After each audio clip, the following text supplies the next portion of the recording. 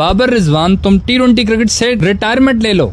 खोपड़ी तोड़ साले का। नहीं, ये मैं नहीं बोल रहा हूँ, ये हमारे साबिक क्रिकेटर्स हैं, वो तप गए भाई। और वैसे भी जब से ये स्क्वाड अनाउंस हुआ है एशिया कप के लिए, तो हर तरफ बाबर की तो लाजमी बात हो रही है। और हैरान कुन तौर पे कुछ तो ऐसे नाम हैं जो बड़े लेजेंड्स हैं, वाकई बंदा कहता है कि यार ये लोग भी बात कर रहे हैं, पाकिस्तानी भी, गैर मुल्की लेजेंड्स भी, वो भी कह रहे हैं कि यार बाबर को कैसे तुम लोग निकाल सकते हो T20 क्रिकेट से। ये कौन कौन से लेजेंड्स हैं ये भी देखते हैं। और सबसे बड़ी चीज कि 2016 के बाद ये एक फैक्ट मैं देख रहा था, ये पहला कोई बड़ा टूर्नामेंट है जिसमें बाबर आजम नहीं होगा, वरना बाबर हर जगह होता। सबसे बड़ा नाम वसीम अकरम, उन्होंने बोला है कि अगर मेरे पास अथॉरिटी होती तो मैं बाबर जैसे सीनियर प्लेयर को कभी भी बाहर ना रखता। वो बहुत जबरदस्त प्लेयर है, वर्ल्ड क्लास प्लेयर है, पूरी दुनिया उसको मानती है, तो मैं तो लाजमी हर सूरत में उसको खिलाता। उसके बगैर स्क्वाड कभी भी ना बनाता, मैं सोच भी नहीं सकता था। कोई नॉर्मल बंदा आपके हमारे जैसा बंदा बात करे तो समझ में आता है, लेकिन अगर वसीम अकरम जैसा लेजेंड बात कर रहा हो तो बंदा सोचने पे मजबूर हो जाता है। फिर एक और हमारे बड़े लेजेंड जावेद मियांदाद, जिनकी बैटिंग की पूरी दुनिया मिसालें देती है। एशिया कप का वो छक्का वो सारी जिंदगी कोई नहीं भूलेगा, जो इंडिया को मारकर उन्होंने हमेशा हमेशा के लिए खुद को अमर कर लिया था। उन्होंने भी बयान दिया और वो तो थोड़े ज्यादा तपे हुए। वो कह रहे हैं कि ये लोग सिलेक्ट करेंगे उसको, कह रहे हैं इन्होंने कभी बड़े लेवल पर क्रिकेट खेली है। खास तौर पे ना वो माइक हैसन का बोल रहा होगा, क्योंकि माइक हैसन बड़े लेवल पर खेला ही नहीं है ना, इंटरनेशनल लेवल में वो कहीं था ही नहीं। तो इसलिए जावेद मियांदाद साहब तो सही तपे हुए उनपे कि ये होते कौन है डिसीजन लेने वाले, उनको सिलेक्ट ना करने वाले। तो ये रिएक्शन भी बड़ा जालिम था। फिर एक और रिएक्शन आप सुन के बड़े हैरान होंगे, कामरान अकमल,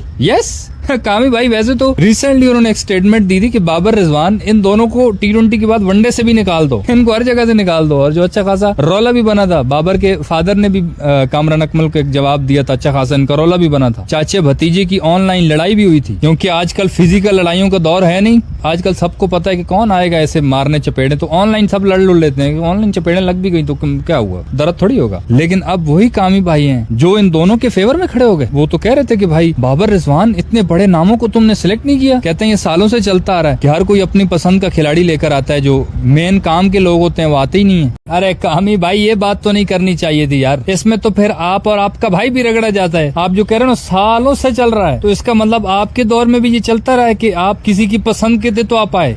जोर जोर से बोल के लोगों को स्कीमें बता दे। लेकिन वो कहते हैं ना कि खून खून ही होता है भाई, अपने अपने ही होते हैं। जब बाबर टीम में था उसको बुरा भला कहते रहे, लेकिन जब वो नहीं है तो उसके लिए स्टैंड लिया इसने। तो अपने अपने होते हैं, बेशक ऊपर ऊपर से हो सकता है, अंदर अंदर से कह रहे हो यस निकल गया यस, और ऊपर से कह रहे हो नहीं ये गलत है। अबे साले, अल्लाह ना करे ऐसा हो। वो दिल से ही कह रहे हैं, उनको दिल से ही दुख लगाओ। वरना वो अक्सर जो लोग कहते हैं ना कि आप काम तो हो गया, अब इसका कुछ होना तो है नहीं मेरे बोलने से, तो चलो बोल ही देता हूँ ना। वो पंजाबी में कहते हैं कि गोंगनू तो मट्टी लावण आ गया मतलब बाबर को चुना तो वैसे ही नहीं है ना, तो चलो आगे थोड़ा बोल देता हूँ भाई, थोड़ी बल्ले बल्ले हो जाएगी यार। कामी भाई भी बोला है, लेकिन जो मर्जी कहो अपने अपने ही होते हैं, बाकी सब सपने होते हैं, अपने तो अपने होते हैं। फिर इसी तरह क्रिकेट कमेंट्री का एक बहुत बड़ा नाम नासिर हुसैन, जो इंग्लैंड के क्रिकेटर हैं, जो वैसे भी बाबर आजम की तो ऑलरेडी बहुत तारीफें करते हैं। वो कहते हैं दुनिया में विराट कोहली से भी अच्छी अगर किसी बंदे की कवर ड्राइव है, अगर दुनिया में नंबर 1 पे कोई बंदा है जो कवर ड्राइव जबरदस्त सबसे अच्छी मारता है पूरे वर्ल्ड में, तो वो बाबर आजम है। तो वो तो ऑलरेडी बाबर के बहुत फैन है। तो उन्होंने ये बात की है कि बाबर के बगैर ये जो एशिया कप है, पूरा टूर्नामेंट की वो जो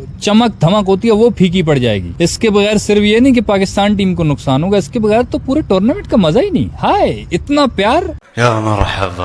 इसी तरह शायद अफरीदी ने भी इस पे बात की है। वो भी कहते हैं कि बाबर को तुम निकालने का सोच भी नहीं सकते, कैसे तुमने निकाल दिया। फिर आखिर पे वो सबसे बड़ा लेजेंड, वो जो हमेशा ही कोई तूफानी किस्म की स्टेटमेंट दे देता है छोटी छोटी बात पे, हमारे फास्ट बॉलर तनवीर अहमद साहब, उन्होंने तो इस पे अच्छी खासी गर्दान लिखी एक ट्वीट की। बाबर रिजवान को सही भड़का रहे हैं मैनेजमेंट के खिलाफ। वो फुफ्फी वाला काम नहीं होता वो कर रहे हैं कि तुम्हारी इज्जत नहीं है, तुम्हारी वैल्यू नहीं है। अगर तुम्हें अपनी इज्जत प्यारी है, तुम्हें थोड़ी सी भी अपनी सेल्फ रिस्पेक्ट है, तो रिटायरमेंट ले लो। तनवीर सर आपका मशवरा बहुत अच्छा है, लेकिन अगर इसको आप अपने पास ही रखते तो और ज्यादा अच्छा होता। ये आप ना भी देते तो चल जाता। बेचारों को भड़काओ नहीं, अच्छा खासा भड़का है। वो कह रहे हैं कि लोहा गर्म है, इस पे हथौड़ा मार देता हूँ। इनको गुस्सा वैसे ही आया, हो सकता है ले लें रिटायरमेंट गुस्से में, जैसे मोहम्मद आमिर ले लेता था। अब स्क्वाड के अनाउंस होने के बाद मोहम्मद रिजवान ने तो अच्छा खासा टीम को बैक किया। उसने ट्वीट भी किया कि यार हम आपके साथ हैं, टीम को बेस्ट विशेष दिया। लेकिन बाबर 3 इडियट्स मूवी की तरह जब उसका रिजल्ट्स में नाम नहीं आया, उसने ऊपर से नीचे तक देखा, उसको ऐसा गुस्सा आया कि फौरन उसकी पिक्चर आई लाहौर की एनसी एकेडमी है ना, वहाँ से बंदा पावर हिटिंग की ट्रेनिंग कर रहा है, किए जा रहा है, रुक ही नहीं रहा। पावर हिटिंग की ट्रेनिंग शुरू कर दी है, बजाय रोने धोने की उसने ट्रेनिंग कर रहा है। ये अच्छी चीज है, प्रोफेशनल क्रिकेटर में यही चीज होनी चाहिए। और आपके ख्याल में जो तनवीर अहमद ने इनको रिटायरमेंट का मशवरा दिया है, उस पर क्या राय है प्लीज कमेंट्स में बताना। वीडियो सही लगे तो लाइक और सब्सक्राइब भी कर देना।